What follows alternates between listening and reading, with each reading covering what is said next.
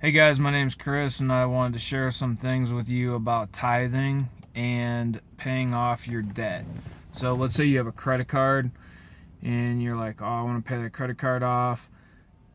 God's giving me money. I'm supposed to be a good steward of my money, and I should pay off my credit card because that's God's money, right? And I shouldn't be in debt. Don't want to pay interest, etc., etc. Well, I want to share my personal story with you. My goal is to pay off my student loan. Okay, it's like 20,000. It was 30,000, so it's like 20,000 now.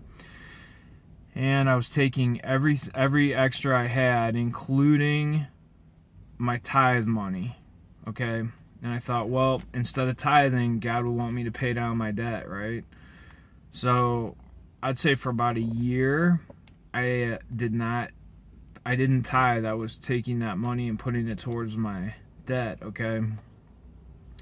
And I will tell you, that was the hardest year of my life. I can't really explain it, but I mean, financially, it was not a good year, okay? And then I was like, well, maybe I should start tithing. Things were just not going well financially.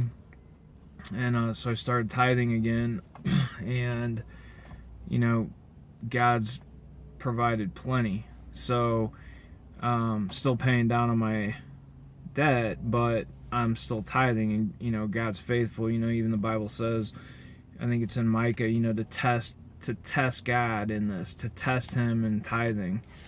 We're nowhere else are we told to test God. So I would encourage you, if you are paying off your debt, to keep tithing. That's my personal experience. Okay, I pretty much tithed my whole Christian walk since I was 23. I'm 42 now. I would recommend continuing tithing. I had a pastor tell me one time, like, if you don't have much, like, tithe something. And another thing too, I would encourage you to fast. Fasting can provide additional blessings in your life. It's not like if I fast today, tomorrow is a blessing, but God does work through fasting and prayer. The Bible says that. I know America, we're like the debt-ridden nation. So also I learned a few things from Dave Ramsey's Financial Peace University. I haven't bought I didn't buy the software or buy the class or whatever. But just from listening to him, there was like some good points in there. So, like I said, I just wanted to share my personal experience about tithing and paying off your debt. You can do whatever you want. If you want to take all your money and put it towards your debt and not tithe, go for it. I just